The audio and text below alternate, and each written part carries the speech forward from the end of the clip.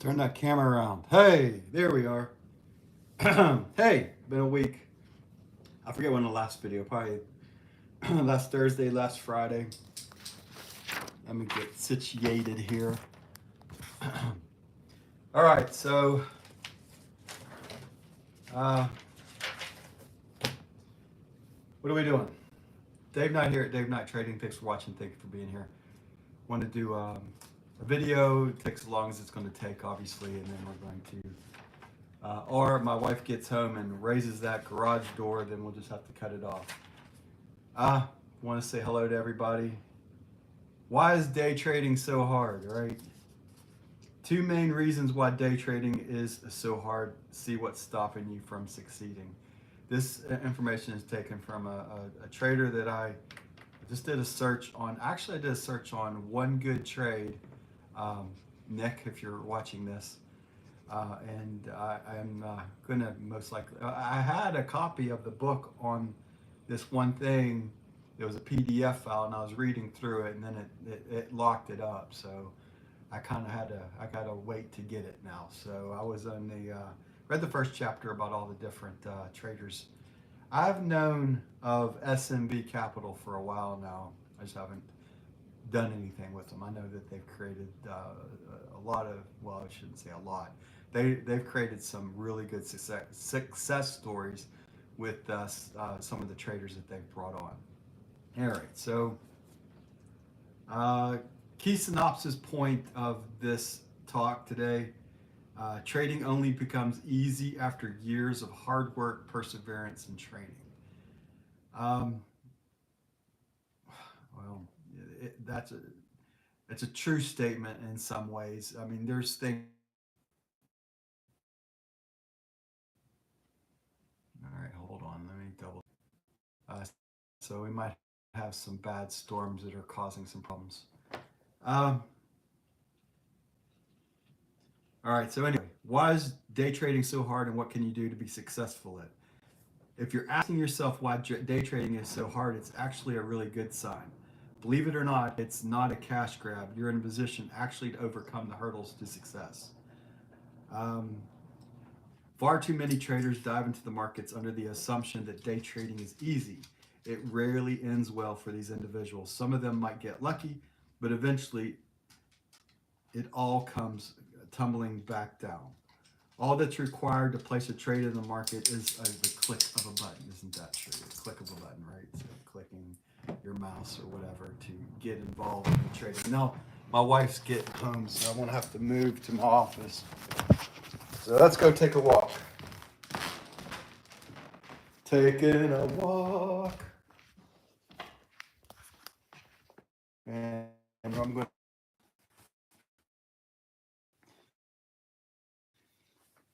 to. So where? Okay. As a result, many people show up unprepared. It's not easy to pull consistent profits out of the market.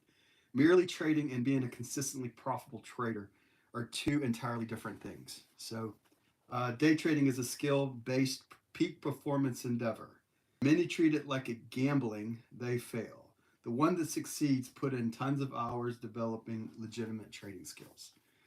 And all that is a very true statement as it relates to trading. You've got to put in the hours. It's not an easy um, environment that you're in. I mean, it looks easy.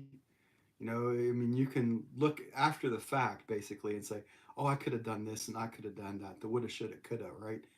The woulda, shoulda, coulda trades, if they would work out all the time, we'd all be gazillionaires. There's no doubt about it. Because as you look at trading as an overall, it looks easy. You look at the environment, you look at the dailies, you look at the time frame, but when you put the added component of the prop firm and their rules, it comes about trade sizing more importantly. And by the way, I've settled in on 3 or 4 MNQ contracts now. That's what I'm trading. I've tried various different ways of attacking the $1,500 25,000 account. $1,500 I'm calling it because that's all you got. You're with a $1,500 account, and for win or lose, you can't let it go 1,500 from account high to the trailing max drawdown until you get in the PA and pull that above 26,100, right? I believe that's the number that you need. 25,000 you need, no, 26,600. So you need 26,600 in the PA.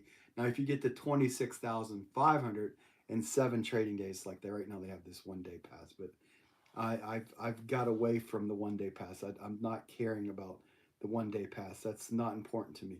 What's important to me is being consistently trading profitably using my edge. So we're going to talk about some of this stuff along the way. But this was a pretty good article. By the way, if you're just catching in, I was reading and I was just flipping through. I actually wrote one good trade. Um, I forget what else I put on Google search. And one of the articles came up was this gentleman by the name of Matt Smith. He runs a company called Paradigm. I don't know anything about him. I just, the article that he wrote or the video that he put together made sense for me. He has a free course out there. I'm going to go through it and see what I think of it. I believe he's using the information that I want to use in the future called school. Um,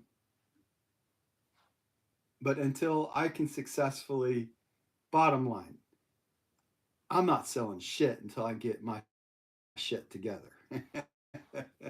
And that's the bottom line.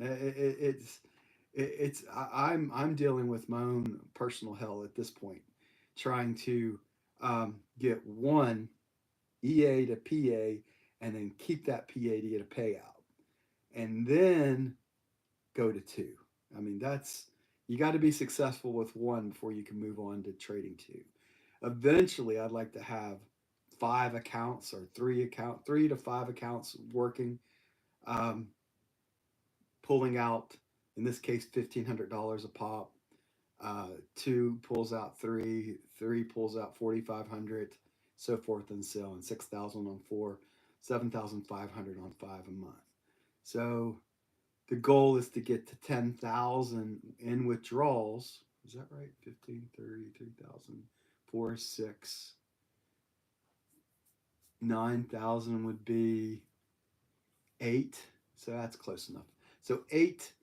Um, um, it's interesting that eight EAs or eight PAs with pulling out 1,500 a month is equivalent of close to the 10,000 mark, which is also the course that I'm taking right now on bookkeeping to try to bring in some extra income for the family. That's it. Eight PAs is equivalent to eight clients that you would do bookkeeping work on. So I'm trying to use my accounting degree that I got back in 1992 from Duquesne University. Woohoo! Anyway, so where were we? Um, okay, so we talked about day trading is a peak performance. I mean, you've got to be. Hi, David. I'm not that familiar with you. Can you give me a quick history of your trading and current trading? I want to continue down my path right now, John. I'll do that a little bit later. I don't sell anything. I used to run a website called 123daytrade.com. I'll give you a brief synopsis. I was more of a positional and swing trader in my past, and then um, my most of my money has been made in that environment over the years.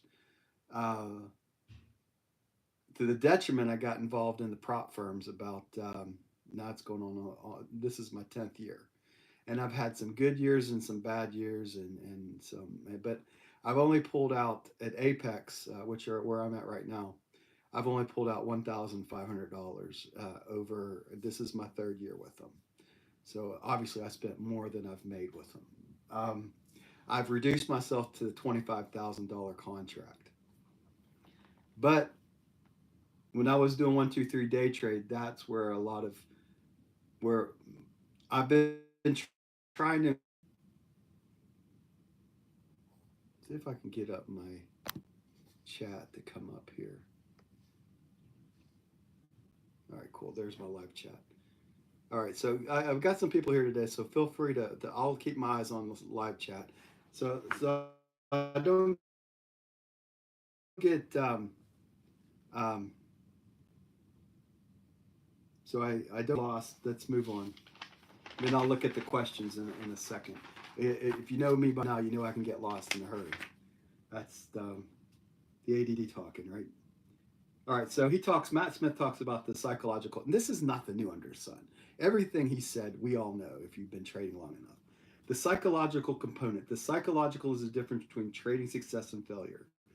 Those who achieve consistent success in the markets are individuals who have learned to adopt to true market characteristics. They have put in the work to deeply understand themselves, the markets, and how to create harmony between the two. And then he had this little drawing that he put up: better awareness, better decisions, better results. So obviously this hasn't gotten into my journal, but it's important enough that it's going to get into my journal. Um, so you got to evaluate your current thoughts, emotions, perspectives, and behaviors within the market.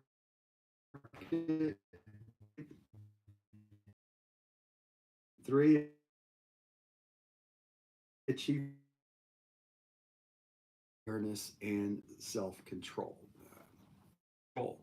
Is the I get out of control. Actually, I would say 99% of my failures at Apex becomes when I get out of control. It isn't like I've been trying. One Good Trade talks about learn how to make $300 and lose 150. That's even that concept is a MNQs because the volatility has decreased. Trading three, it got my ADR average three. So knowing your plan is extremely important as well. Correct? How you attack the markets. Now I'm not. I'm settling in on three MNQs. That's where I'm settling in at the 25,000. I tried nine, got my ass kicked. I've tried 18. That's another way to get your ass kicked quickly. I've tried six. Yeah, these are all MNQs, micro. I've tried six at that, and you take two sixes in a loss in a row. You're it was like 160. Well, that's the nine contracts. I lost like was it six the other way? What was the other day? I went down $800. I think I was trading nine. So it hammered me quickly after two losses. I was down 350, and by that I cleared out of the other trade at nine MNQs. I was down $800. So I had already, and I was up three or 400 in that, and then next thing I know, my next trade just I only had 150 drawdown, even though it was a profitable. Um, Not profitable. It wasn't profitable. It was down under the water by a couple $100, I think. But it went below. I think it was 24,850 that I could let the balance fall underneath at that point, somewhere in that area, and it got obviously went below that 1,500. So the hardest part of Apex, the hardest part of Apex, is the max trailing threshold that you're involved in. Connection. What the hell? Connection. Red connection. So it says it's still going. Very good at trading. We all have survival mechanisms and biases that simply don't serve us very well operating within the markets. So, in order to operate effectively, we have to adopt new attitudes, beliefs, and perspectives. This is all it's all psychological, right? There's two components to it. It's a psychological component, and then there's the trading component, the mechanical side of it, the technical. I would argue that there's a reason why 95 the true just like at Apex. All these are designed for a money exchange event. Very few, like for instance, Alpine's doing really well right now. I think he um, made 48,000, I believe, in January, or he got is a scalper, and he's got all those funded accounts that he can replenish with one to the other. If you look at his EA count, he's up to like 300 EAs or close to it now. And then he's got his PAs that he'll take money out. That's not how I mean, I guess if you had that kind of money, I would do it as well. But I have bills to pay outside of this, so I got to live within a budget. Most of us have to live within a budget when they're trading. Very few of us have just unlimited amount of income to throw at it. Um, all right. So our distaste for losses, aversion to risk, and craving for certainty needs to be replaced with a balanced statistical and probability mindset. More mechanical in nature, putting in the work isn't easy or exciting. Here's the truth: trading systems are only as good as the mental mindset, the person who operates them. I have literally went back to the basics. I have on my 1, 2, 3 tick chart, I have my normal stuff. I got rid of all the indicators underneath it and added back on the stochastic that I have used in years past. And that's borrowed from another gentleman I learned from, Dr. Barry Burns at Top Dog Trading. Nothing, and that's the third component. We talk about two things. He talked about two things. I would tell you there's three things. There's nothing. The third part of this is there's nothing new under the sun. Everything's been out there. It's just a matter of you adopting and putting that information together. Um, so point two is the abundance of misinformation about online day trading success. Why false promises? And anyway, so he goes on to talk about trading gurus, and we all been you've been in trading long enough, you know what I'm talking about. There's a lot of people out there that put their stuff out there and say that they've got the greatest things. They're driving their mansion.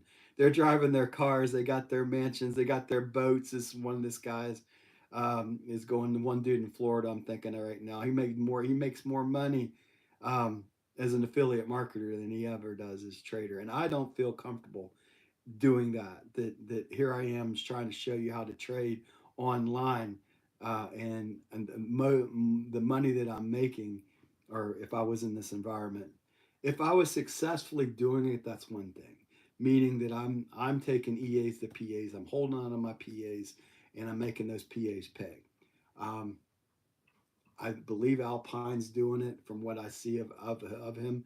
I mean, you cannot say he's not because he pulled 48,000. If there's anybody out there that I know in the Apex environment that's actually doing well inside his trading system, that's the guy.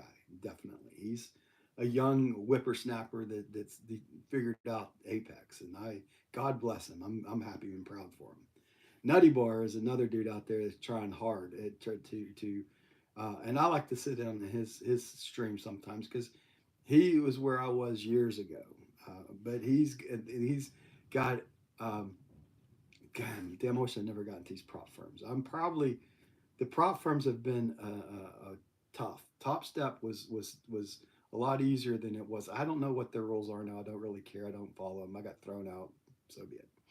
Um, and that you can go look up on YouTube and figure out why.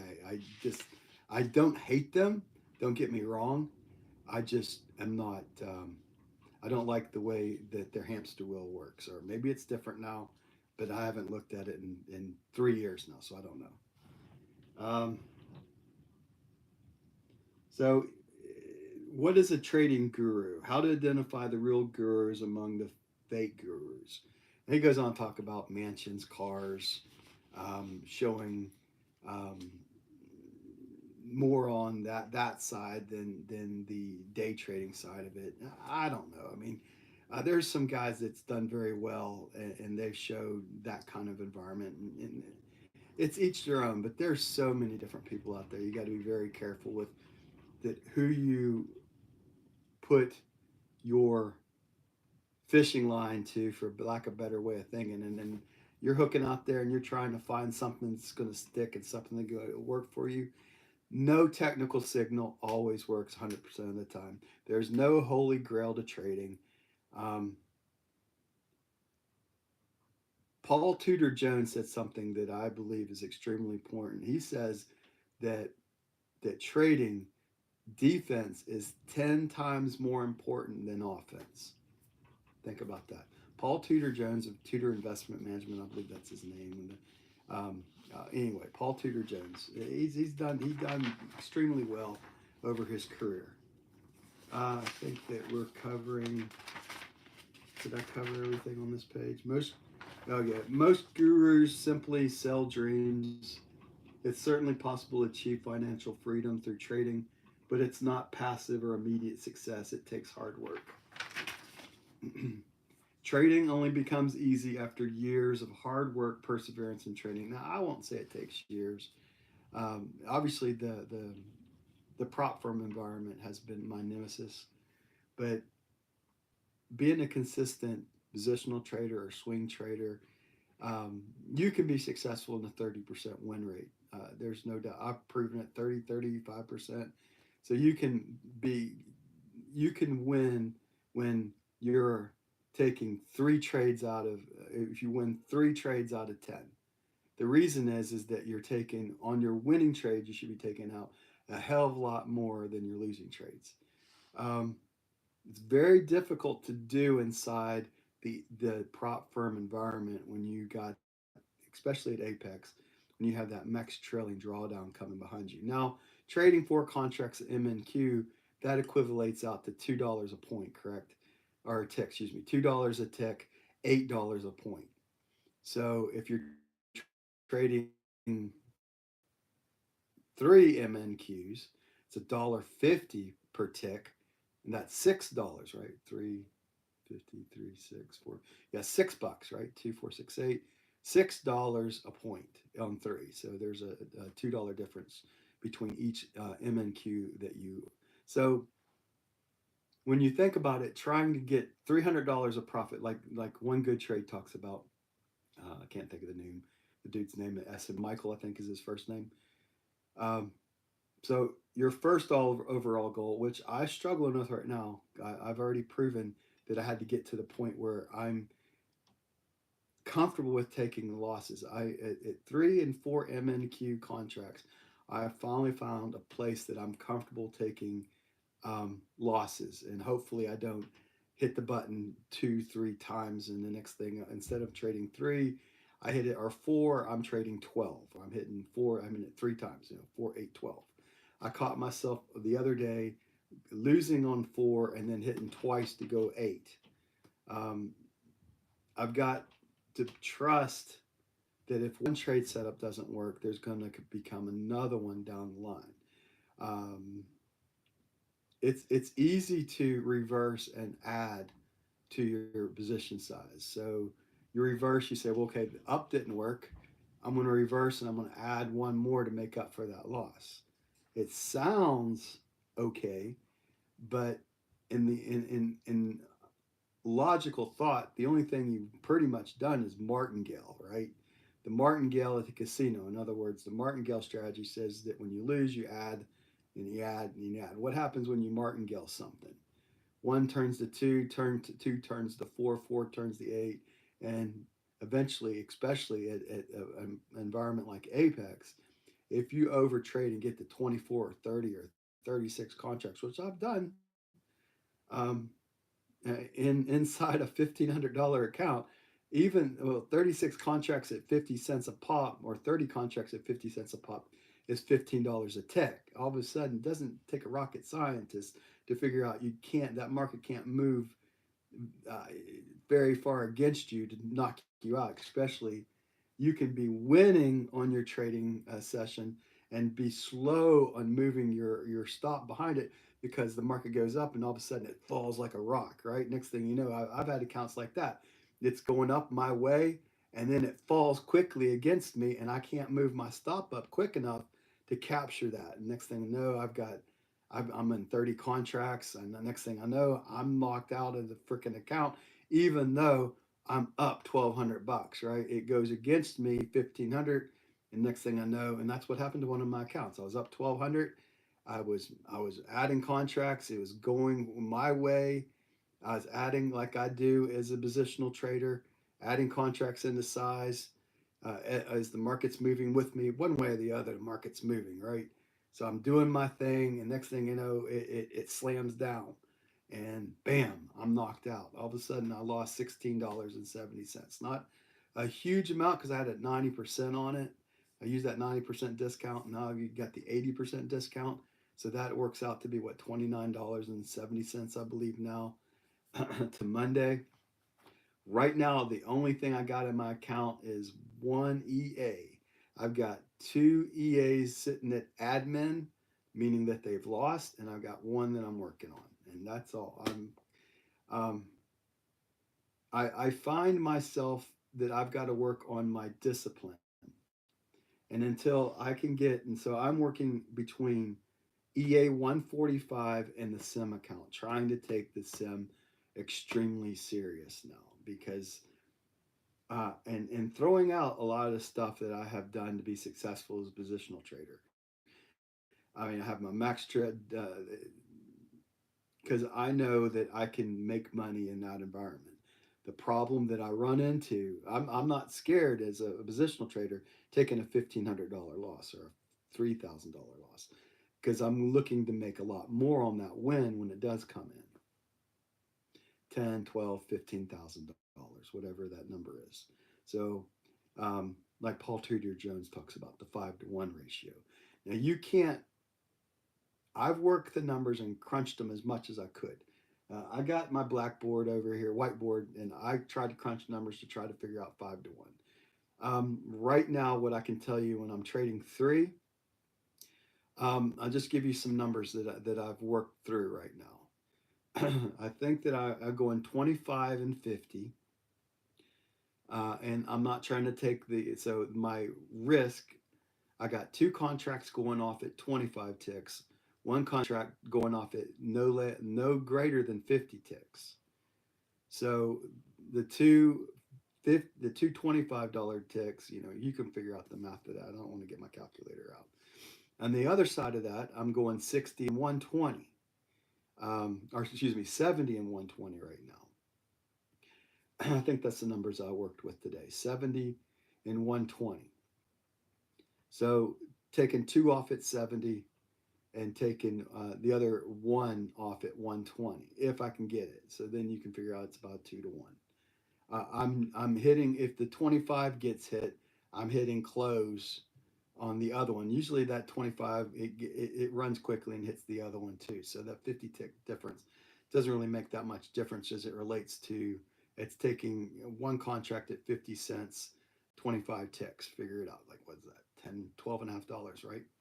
Um, but that's 12 and a half dollars. If I hit close right there with that one, maybe it's not a 50, maybe it's all three being taken off at 25 ticks. The reason I have two of them set up though is I got one that's working like the hair side of the trade, trying to capture that 1.5p target, um, or getting a break even trade. And I got another one that I'm trying to trail behind it if I can, the tortoise side of the trade. The way that I've got paid in my past. In my four contracts that I'm working right now, I've got two coming at the 25 and two at the 50. I'm not settled in on that yet. I'm not exactly sure. Like today, I made profit of on the trading day. The day was day three. I made $190 before commission costs, I believe. I'm up about 540 bucks right now, 537 somewhere in that area. So after three trading days, I'm trying to go for 300, but I'm settling in at 200, 200, 150. All that's good. I had one day that I was losing, and then I made up and got. I think I was down 100 and something, and I went from that 100 to 250 to 150 up. So I moved 250 in from the low to my count high. So I said that's a good day. That stopped. I believe that was yesterday. Monday, I believe I got up to 272. Uh, Yesterday, I got to 300 and something. So I went down and I was able to get back a little bit. I finished it yesterday at 363 up. So I'm just talking profit. I don't look at the 25,000 because that's irrelevant. You're trading a $1,500 account, period. um, anyway, so let's finish with this article. Becoming a consistently profitable trader simply isn't easy. Trading only becomes easy after, I would say, not years. It takes hard work, and that's true. There's no magical indicator or setup that works every time. Don't get caught looking for the holy grail. What produces long-term success in the markets, and I would say in prop firms, are legitimate technical and mental skills, and this takes time and experience to achieve. In the end, day trading effectively comes down to one, having a statistical edge. I would agree to that. Being able to consistently execute on this edge, which requires technical and mental skills, which is another true statement. And I would say part three to this that I said before, there's nothing new under the sun. So it sounds easy and simple, but it's easier said than done. Anybody can win a single trade, but only a small percentage are able to capture steady, consistent profits. Once again, most of this talk tonight is taken by a YouTuber that I just found and I subscribed to today. His name was Matt Thomas, and he runs a website called Trading Paradigm. Um, he's got a free course out there that I'm going to go through. There's 26 different things. It's not technical related, it's psychological related. So if you want some psychological help right now, you're looking at the wrong person. No, I know where my most of my problem relies on. Um, I like to make it quickly, especially in this environment. I want to get the EA done and then move on to the PA. But now, as I've been working this year, I've been trying to figure out how to attack the EA successfully and treat it, and it's taken some time. Those that know, I was trading the $50,000 account until this year at Apex, and I was trading 50,000 account. I was trading three NQs. I was trading three full NQs, and I'd add the six, which I blew a whole, I think 117 EAs last year, 120 something EA. No, I'm not 117, I think, right? And I made 17 PAs, and of those 17 PAs, only one I was able to take a payout for. So if you're looking at my statistics, they weren't good at Apex last year. So what I decided to do is go after the lowest amount, the $25,000 account, because it's the only one that's got, just like Top Step back in the day had an account. I think it was 1,500 and 1,500. That's how I chop my teeth over there too. The 3,000 and 2,500 is the second best thing out there. I'm not totally convinced that the $25,000 accounts where I want to hang my hat yet. But what I want to do with it is figure out, if since the MNQs are so small, if you think about this, if you eventually get to 10, which is my goal right now, I mean, eventually I want to get to 10 PAs. And you got 10 PAs taking out $1,500 a pop.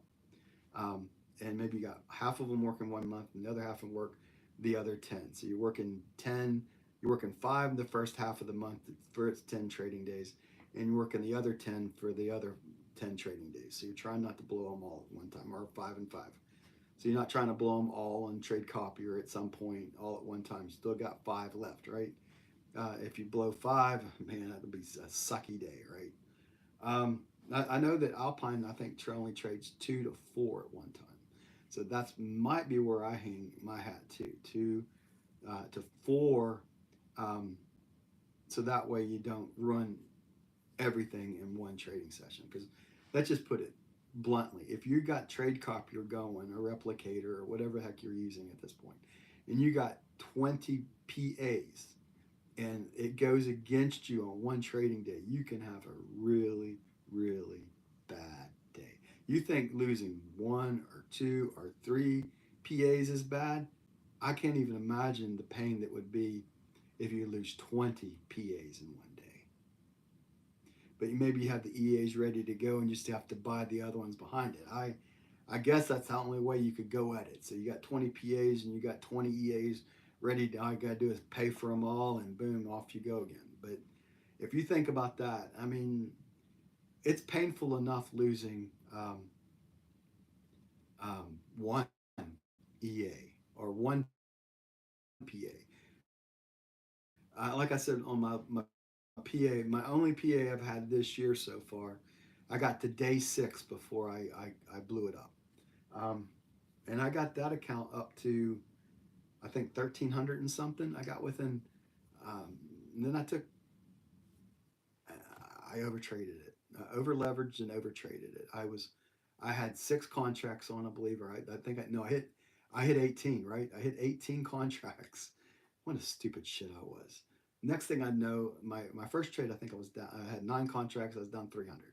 And my next one was like 18 contracts, and I was down about $800, and I had $150 after those 2 trades because my previous drawdown between max profit, the account high versus the where my account balance was like a $300 difference. So the $300 difference between that, and you take another 800 was it 800 and 300? No, I was 400. Maybe I was $500 difference. Anyway, regardless, I was about 150 to $200 away, and then I just said F it. I went to the WTF mentality that I get into, blew the PA. Now I said, okay, so 9 doesn't work.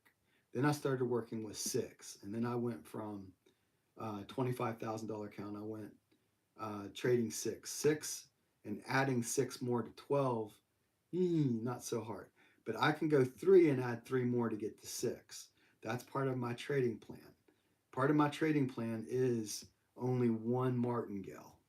That would equivalent out to 3 trading losses in a row, though, if I lose those 2 trades back to back. Um, I can, in that environment, go back to 3 contracts for the third trade if I am above $150 loss, which most times you're not if you do that kind of environment. You take 3, you're down 50. You take 2 more, you're down 50 and 50 on top of that. You're at your 150 mark. You got to stop. Unfortunately, I've not been able to get myself.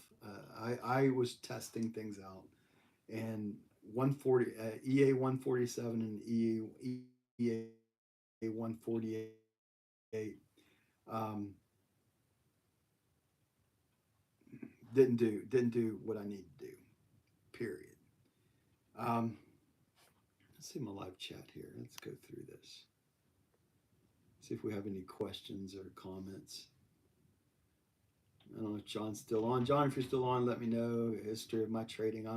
I am a shit trader as it relates to Apex right now. I wouldn't follow anything I say other than just listen to me.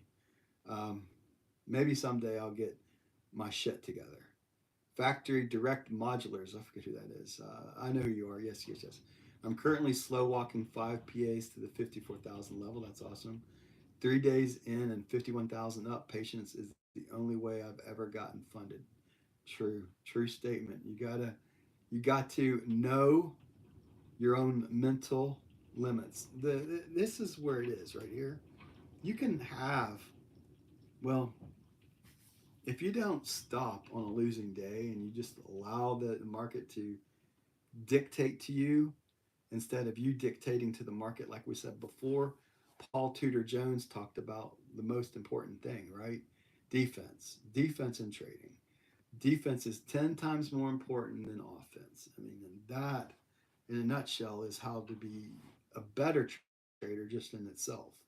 To understand that you're in an environment that 95% fail in already, and I would argue that 100% fail at at this kind of environment because of the nature of the beast, right? John says, thanks, aspiring prop firm trader using diversified expert advisors at very low risk myself. Very good. That's the best way, I think, to attack this. Vincenzo, CBC, carry on. All right. So I think I've caught up to everything that we got. So, I like to put these little videos out. I'm kind of getting away from training right now because until I can work my own demons out, why should I tell you how to do something? I mean, I've got trade setups that work. I've got everything in my arsenal. I've got the answers are all there. Like today was an easy day for me. It was the only easy day of the week that I had so far. I woke up. I was up at 6:45. I was prepared to trade by the time 8:30 rolled around. Next thing I know, I was up $73 on my first trade. And that doesn't sound like a lot, but I was trading four contracts and I got up 73. My second trade that I put on after the 9:30 mark, somewhere between 9:30 and 10, it pulled out. I had lost, and then the second trade, I went three and added three more during my plan, three or 4 to 8. I can do that, 4 to 8,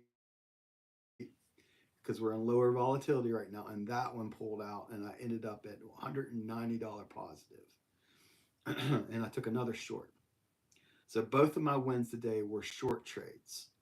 Uh, I woke up, it was below the pivot point, and I think we were at, I know I'm at the pivot point to S1, and the market's getting ready to open up. There's a good tendency that the market's going to sell early and go towards the S1 because it's already shown that. Pivot point to R1 is kind of the opposite, right? If you're opening above pivot point, the odds are that the market's going to go up uh, towards R1 at the beginning of your trading session. If you're up early enough and you're after the 8:30 mark and there's no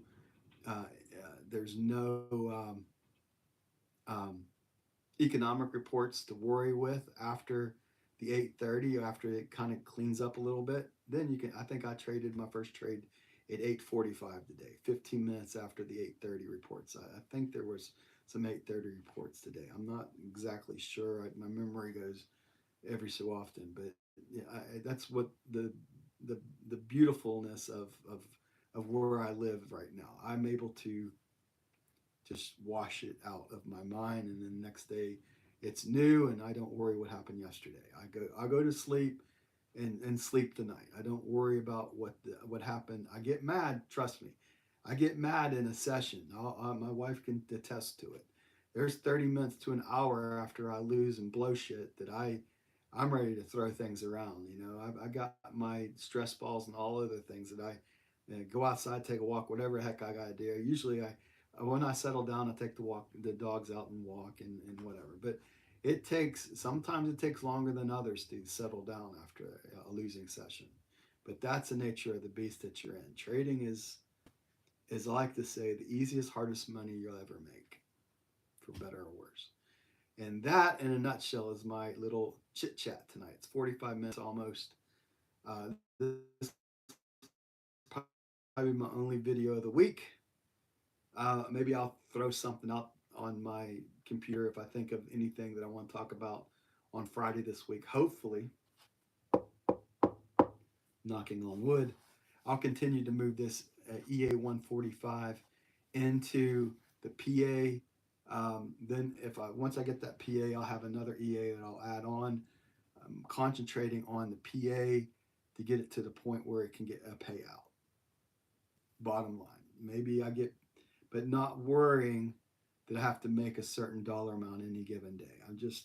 I'm more concerned with not losing a certain dollar amount. So in this case, 150 to $200 from wherever that account. This is where it gets tricky though. You have your account high, which I had 25.5 coming into today. My account was at 23.3.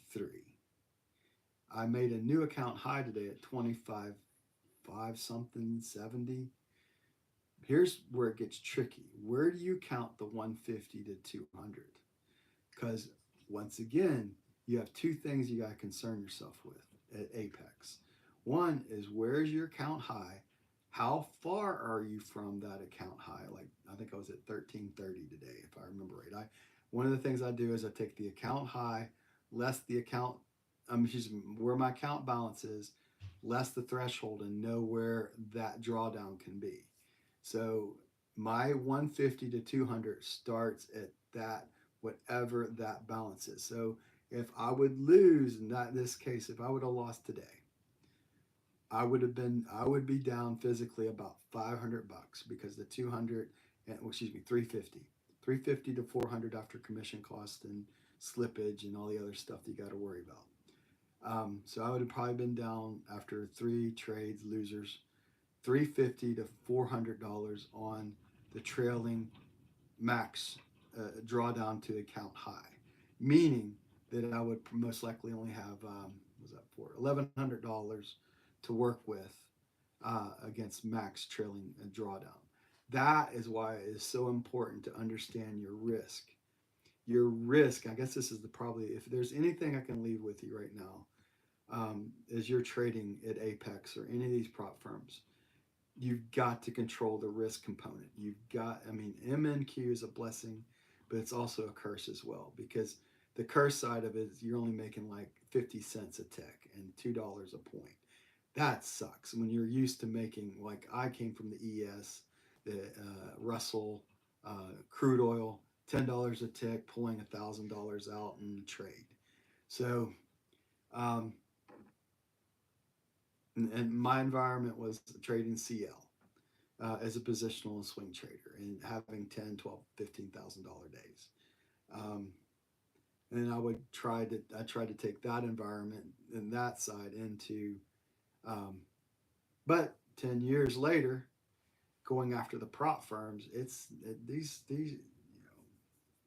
life is.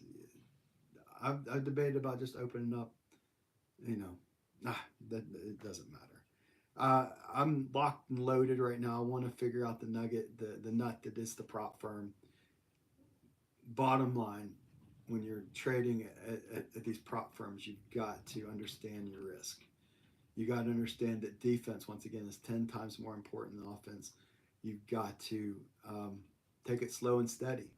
As some of these guys, John, um, I think, said something about that today, and all the other gentlemen that's out here watching me. You know that if you go after it hard and heavy, you're going to blow it more times than not. It's just the way it is. It's the nature of the beast. Um, when you're trading a $1,500 account, and you hit that buy button, and even four to 8 to 12 to 16 to 20, you figure it doesn't take long to hit, right? You get up to 20 contracts. 20 contracts at 50 cents a tick, you've got $10 on, right? $10 a tick, that's equivalent of trading two full size NQs on the minis. So next thing you trade 20 contracts, you're trading two NQs. You might as well be trading the NQ market and saving yourself commission costs. And then maybe trading two NQs at the $50,000 account, or trading three when volatility is a little bit lower on the $50,000 account. So you got $15 going per tick at that point, and you got a little bit more room with the $2,500. I've been able to pass those a little bit, but right now, what I'm working inside is the 25,000 environment, MNQs that the volatility is underneath a certain level, ADR in this case. ADR was at like 2.4 something, so I added a contract. It gets down to 2.0, I probably add to the fifth contract. So that's where my thought process is. So a 2.0, if it gets up to 3 or above 2.5, I scale back down to 3 contracts. So know where you're at.